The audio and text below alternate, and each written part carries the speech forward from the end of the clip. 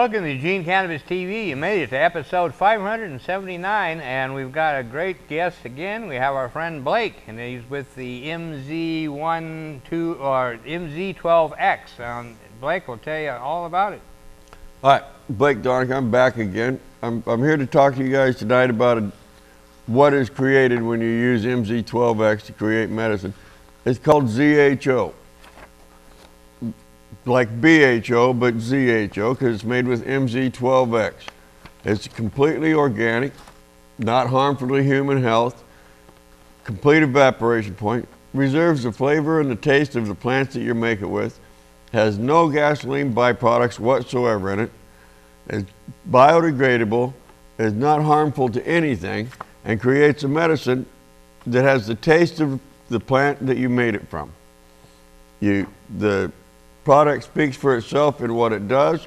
It was designed specifically for the purpose of making marijuana oils and taking the flavor and taste out of with it, along with the good parts and the medical parts of marijuana, as well as reducing the danger. The danger is gone. It's biodegradable. It's made from natural vapors in the planet, where they take and collect them, mix them, give them back to us in a form that is usable and not harmful to any of us. And you're saying it's got a higher flash point, so it's safer for yes, the flash point is much higher than butane. Yeah. The evaporation point is much lower than butane. Butane evaporates at 35 degrees, so it can collect and pool in cool places. This evaporates at -1 degree. By the time it comes out of the can and turns to a liquid and evaporates from the liquid, it's vaporizing into the atmosphere at a rate that doesn't allow it to become a collectible space in an open area. Excellent. Wow. So that's great. So you have a better product. It turns you have a better product when you're through, and less. I mean, it's a win-win-win. Well, you can't go wrong, but the problem is nobody in Oregon or in this part of the world knows that it's called ZHO and not BHO. If you go to the dispensaries and ask for ZHO, they will provide it. I've dealt with some wax makers in the area. They're vamping up and getting ready to start making ZHO. They're just looking for the market to ask for it to be available. If the general public will ask for it, it will become. Excellent. And Blake's going to be at the the Emerald Empire Hempfest, July 17th, 18th, and 19th. Blake will be there. Blake will have a booth. In fact, I even know that he's going to have a booth in the front row facing the stage. So, all right. Yeah. Yeah. You should stop by. I'll have some videos on uses and things to do with it. I will have the product there available to the general public at wholesale prices, and the festival will be a place that should be gone to. Yes, yeah, and there's no admission. It's free to the public, family friendly. So I always like to say Hempfests are like trade shows, and you'll see all kinds of cannabis products or related to cannabis. Not necessarily cannabis, because we can't have it psychoactive cannabis on in the city park, but anyway, all the products related to cannabis will be there, and we've got some exciting things coming up. I just got a call today from a guy that I've known for years. He's working with a bank that's going to be setting up a booth and going to be advertising banking services for the cannabis industry, which has been a real hang-up and a real problem. And from what I understand, this may be the opening of the dam to finally get banks where they can work with cannabis businesses. You know, because a lot of problems with a lot of things, cannabis businesses are having to deal with cash, and that's extremely dangerous because of theft.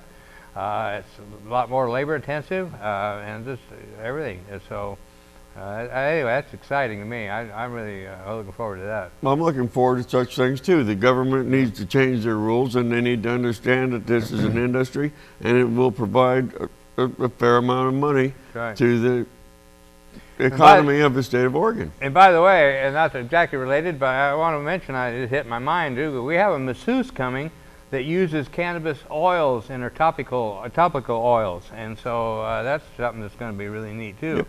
People can actually come and experience the actual application of cannabis oils topically, and there's some that I've tried that I'm amazed. My wife's not big on cannabis, but she had a problem with her back, and when I tried, and she was willing to try it. She tried some of this cannabis salve, and I'm telling you, she couldn't believe it. Well, I suffer from arthritis, and I use a cannabis salve that my girlfriend makes, and it's amazing what this plant will do. Yeah, it is. No, it just amazes me. You know, I started at 20 years just to get it legal so a guy could personally get high, you know. and then the medical thing came, and then the industrial and all this stuff, and I'm just continually amazed how amazing it is, the plant it is, and especially people that from their personal experiences, like Blake talking about what it does for him. And of course, I always get a kick out of that because people that are naysayers will say, well, that's just anecdotal, you know, evidence. In other words, there's nothing documented that'll back it up scientifically. And yet, I always like to think of, when they say it's anecdotal, that's like saying, well, it could be all in your head. Yep. And the patients that I meet, I would dare anybody to tell them to their face that it's all in their head. That's a fact. You know, marijuana's never been allowed to be studied legally in the United States for the good aspects of it until just recently. And look what they've found out in just a couple of years that it's been around and been approved. Cancer, arthritis, pain, and anxiety. It's a wonder drug. Yeah, it definitely. And no wonder the government wants to control it. Yeah. And so, yeah, it's well, we keep fighting for it and to be used in all aspects, any way a person wants to use it. My new thing is I want it regulated like tomatoes. Yep. And that includes no taxes. My theory is, I used to be a tax and regulate guy, but after 91 passed and I realized the portion, the way the ratio that it did pass, we really have quite a bit more support than a lot of us realized. And we shouldn't be paying taxes on cannabis because we've been taxed since 1937 when it was made illegal in the first place. Yes. We've been taxed since then by incarceration, theft, they call it forfeiture, theft, they call it productive custody for kids. Yeah. It goes on, you know. So we've been paying taxes for years. So it's time to end. It's a plant. Wake up. It goes wild. Yeah, it goes wild. I used to wear a bag over my head because I had to keep my anonymity, and I used to joke about that, saying, "Well, you know, and we live in the land of the free, and I got to wear a bag over my head to talk about a plant." Yeah. So, welcome to America. Yeah. But things are changing, and legalization, everybody's all excited, thinking, oh man, July 1st it's going to be legal. Well, it might be, but don't hold your breath, because the Oregon legislature is still dipping their hands in it, and who knows where it's going to go. The problem is we have an Oregon legislature that hates marijuana generally, and don't like people that have anything to do with marijuana. So, and yet we have to go to them to have this law implemented, and it's not a pretty picture. They've been trying to do a lot of harm to the Oregon medical marijuana program, supposedly in advance of legalization, implementing legalization, but all it is another excuse to hurt the medical marijuana program, which they've been trying to do since '98, and when it was implemented. So anyway, so anxious to see. So when July 1st is coming up, but the Oregon legislature has got a problem, because if they let it become legal and there's nowhere to buy it, that gives the black market a hell of a boost. Yes, it does. And that was the whole idea of legalization, is to try to deplete the black market, not add to it. So, but again, they keep dallying around, you know, and they were talking about selling it through the dispensaries, but I don't know that that's going to come about.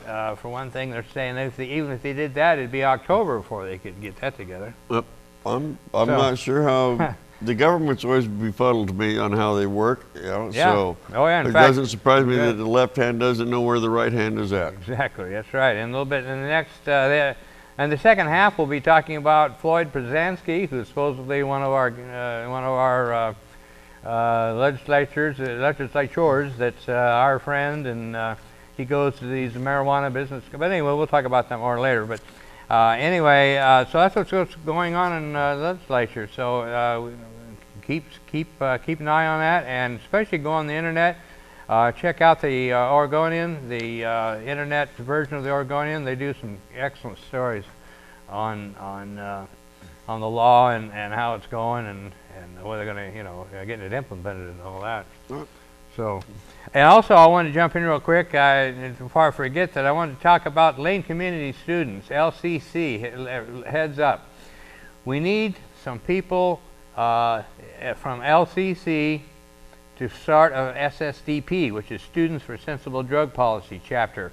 I've talked to the director and he's all excited about it and really wants to do it. I know we have a lot of supporters out at Lane Community, but we very rarely hear from anybody out in Lane Community. So if you're with the Lane Community and would be interested in working with some of us and to start a chapter of Students for Sensible Drug Policy, let us know or let me know. Send me an email, DanK Bagman, DanK, just like it sounds, DanKBagman at hotmail.com, and let me know and give me your contact info and we'll get it started.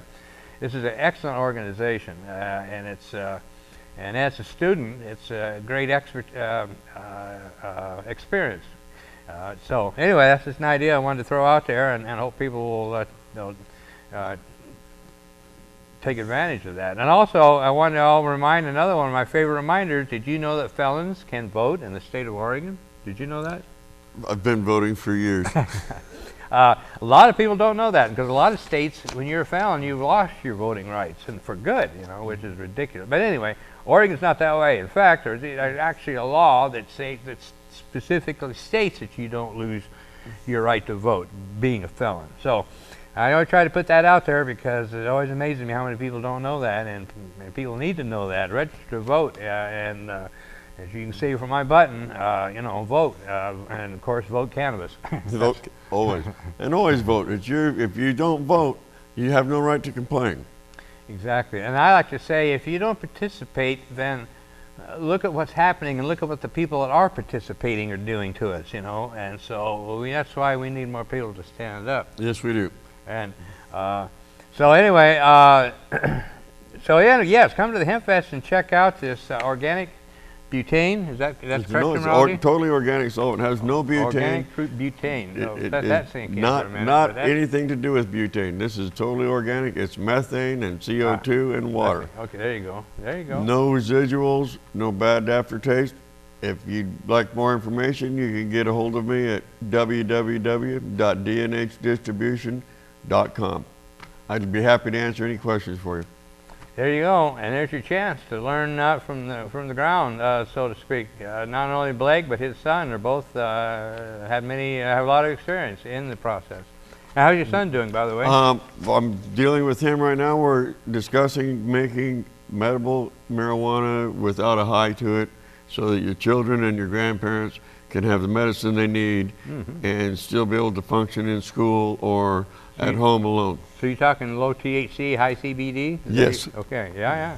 Wow, that's a great thing. Yeah, there's a lot of work going on in that, and that's another one of those surprises. So about marijuana, wow, you know. Yep. So okay, well, we're going to take a break here, and we'll be back in the second half. So stay tuned.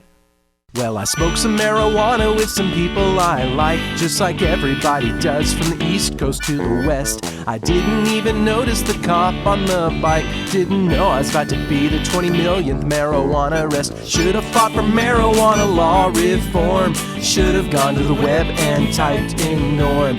Norm to the L.org, norm will drop the A.org, baby. National Organization for the Reform of Marijuana Laws. Welcome to Eugene Cannabis TV. This is the second half of the episode 579, and we're here with our friend Blake, who is the distributor of the MZ12X, which is A totally organic solvent. There you go, for making your cannabis oils. And waxes. And waxes, okay. And it also works for pulling fragrances and oils out of plants for medicinal uses, eucalyptus oils, rose oils for the scent, for candles. Works for any plant that you use it on. That's a good point. You know, we're all thinking about cannabis. At least I am. I'm focusing on cannabis, but other plants out there too. So yes, there are a lot of plants out there that are good for your body and that have the oils and the extracts in them. And this is the perfect extractor for that thing. Lavender? Yes, it will. It pulls it all. Wow, yeah. Wow, that's great. Well, that's really, yeah, so that's, again, it's the Hempfest. That's the Emerald Empire Hempfest, July 17th, 18th, and 19th. That'll be, it's free to the public, family friendly, I'll get it out here someday. And then right across the river from Valley River at the end of the footbridge. And Blake will be there, and I'll be there, and we'll be a whole bunch of really fun and interesting people will be there, so you don't want to miss it. Especially, like I said, it's free, so what's keeping you from coming? Stop by, bring your family. That's right. It's not a mean crowd. That's why we keep it free admission. I remember in the past we've always had somebody, if you come up and say, well, if you just charge a little bit of admission, especially when we were back kind of struggling earlier years, if you charge a little bit of admission, he said you could make some pretty good money. And I said, you don't think we didn't think of that? So there's a reason why we don't charge admission. Two reasons actually, but the main one is that the rates of renting the park are a whole lot cheaper. Yep. And so that's the main reason. But the second reason is that we want anybody to be able to come and not be able to come because they say they can't afford it. So this is free. So there's we may ask you for a donation, but you don't have to. So and I like to say it costs a lot of money to put on a free show. Well, it does.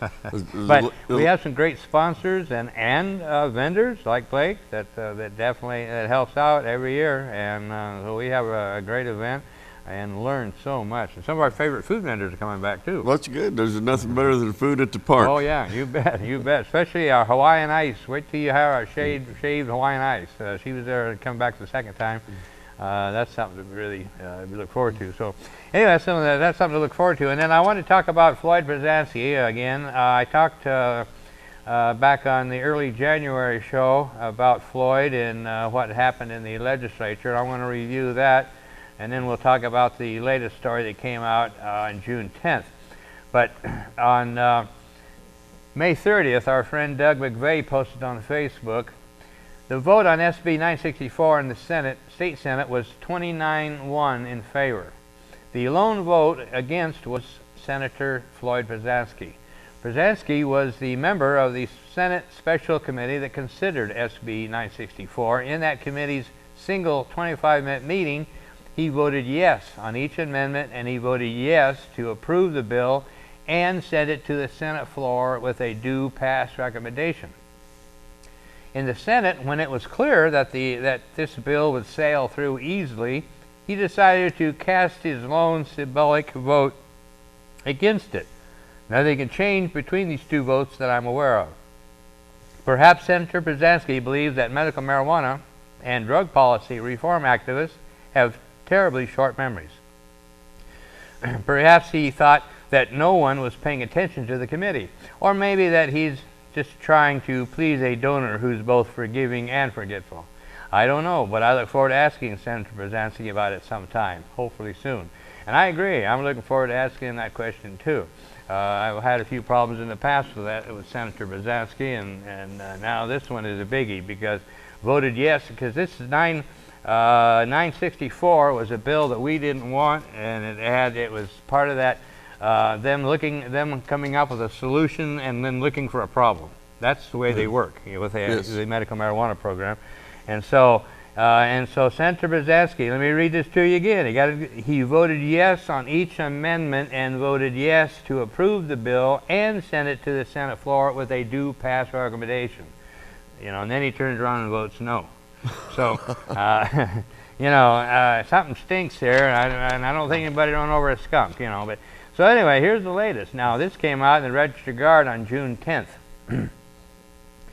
Written by Saul Hubbard. Eugene Senator Brzezinski targeted in a recall. A Cottage Grove woman has filed a recall petition against State Senator Floyd Brzezinski, a Eugene Democrat, over his sponsorship of a controversial expansion of gun background checks that was signed into law this year. In her filing, Patricia Michelson Duffy, a Lane County Republican precinct.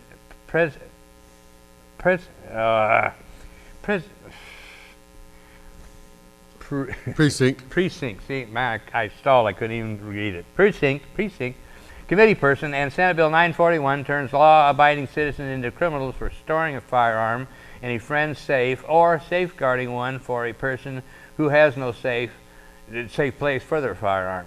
She also criticized Brzezinski for not allowing enough public testimony on the bill and including an emergency clause that prevents voters from referring the law to the ballot. Brzezinski backed policies virtually identical to SB 941, which expands background checks to include most private and person-to-person gun sales or transfers in the 2013 and 2014 sessions. He argues that the law closes a loophole that allows felons and people with mental illness who have been legally barred from having a gun from obtaining one. The petition is the fourth recall effort aimed at a sitting Democratic legislature in response to SB 941's message. Each campaign must now collect the necessary signatures to potentially force a recall election. In Brzezinski's district, which includes parts of South Eugene and Roseburg, as well as Cottage Grove and Sutherland, signature gatherers would need to gather around 8,700 signatures by early September. So far, none of the recall campaigns has raised significant funds, and they don't appear to be using paid signature gatherers. The campaign to recall House Majority Leader Val Hoyle, a Eugene Democrat, was hit with a complaint over its signature gathering practices late last month. The Secretary of State's office is still looking into that complaint. Brzezinski, who has held his seat since 2003, was easily re-elected last November. So, anyway, there's a Floyd Brzezinski, and so people are ticked off because of his support of that gun bill, which, as I understand it, was pretty much a useless piece of legislation that wouldn't have saved any lives in the past that anybody knows of. But anyway, that's something else for Senate Brzezinski. Again, ticked off people, and then I have a couple of stories myself, which I won't go into now. But so anyway, I always have mixed emotions, but when it comes to Senator Brzezinski, I seem to keep having to hold my nose. It doesn't sound like anybody I'd like to hang out with. No, no. No, in fact, one of my favorite stories, my personal experience with him was I was told, this has been years ago, but I was told that he was seen at the Oregon Country Fair tearing down posters that had pot leaves on them. So the next time I saw him personally, I went up to him and asked him. I said, I understand that you're taking down posters and flyers that had pot leaves on them at the Oregon Country Fair. He said, well, just the ones that were hanging on fences and then hanging on trees, and he said, it looks, and then they fall on the ground, and the ones that are on the ground, he said, it just makes the place look trashy, so I just picking them up. But he said, we have bulletin boards for that. She said, there's no problem, it's just if you'd be on bulletin boards. So I thought, well, that makes sense, sure. So next year, I was ready to go, man. I had some posters, flyers all printed up, and I went out there and paid their exorbitant fee to get in, and decided, okay, I'm going to go post on the bulletin boards. Well, I got to looking, and guess what? There aren't any bulletin boards. The only bulletin board is inside the fairgrounds, and that's for the family that the public never sees. Yeah. Yeah. So I thought, oh, okay. I thought that was kind of tacky, but well, the country fair's gone a long ways from what it was to what it is. Oh yeah, I know. I've been on them for years about their marijuana policy. The old Oregon Country Fair's marijuana policy can be summed up in one word: hypocrisy. Yeah. Everybody there that's family in the back, they can smoke, no problem at all. But public gets caught smoking, boom, they got thrown out. The year they started that was 97 or 98. But, and again, it was 97 or 98 that I was at the country fair, and I met a couple that were coming out, and they come from Idaho. They had driven all night to get here, and they were in the fair for an hour and got caught choking on a pipe, and they got thrown out. And you know how they stamp your stamp on the inner, so you can come and go? Yeah. Well, they'd been stamped, and so security took a black felt tip marker, a Marco, and put X's through their stamp. They were hot. They were ticked, man. I would be. Yeah. Why would you? I no longer go there, so I can't say anything. Well, I don't either. Ever since they started gouging people for parking, that's kind of pretty much when I quit going. I just got so sick of the. And I say I haven't been there in years, but I remember not too many years ago that baked potato was $5. Yep. Corn on the cob, I think it was $3 for an ear of corn. So, Yeah, and I'm sure it's probably twice that now. I think it was the first year when the fire department was out there spraying us with water because it was so damn hot we were dying, and the free souls were the police. Oh, that was way back, I guess. That was before my time, but that was the beginning. Anyway, yeah. So, anyway, it's just a private party. They let the public in and gouge them so they can pay for their party. You know, that's a fact. That's what it looks like to me. So, anyway, so that's our story on so Floyd Pozaski. And by the way, Floyd is not any part of the Oregon Country Fair. He's not a member. He's you know, but he just I don't know what but I guess he's just a friend, and so he just runs around and has full run of the whole place. And that was part of his thing that particular time. At least he was taking on posters, I guess. But and anyway, politicians can go a lot of places. Yeah, and the interesting thing about posters, I got to tell you, being an activist, it's always kind of tickled me. When we put posters up, we have two problems trying to keep posters up. We have people that don't like pot or pot people or pot events, and so they tear them down, you know. Then we have people that are really supporters and they love our posters, and so they want one for a souvenir, so they take it, you know. So between the two, we keep losing posters. So when we post a poster, we need to have somebody keep coming back and make sure they're still there, or put one up for got a place. If you see one up, leave it for somebody else to read for a while before you grab it. Exactly. Yeah. Yeah. In fact, when we at the Global Marijuana March, a guy from Lowell says, because I put it right by the door on the bulletin board. He said, yeah, he says, I found it in the garbage can. So he says, I put it back on the bulletin board.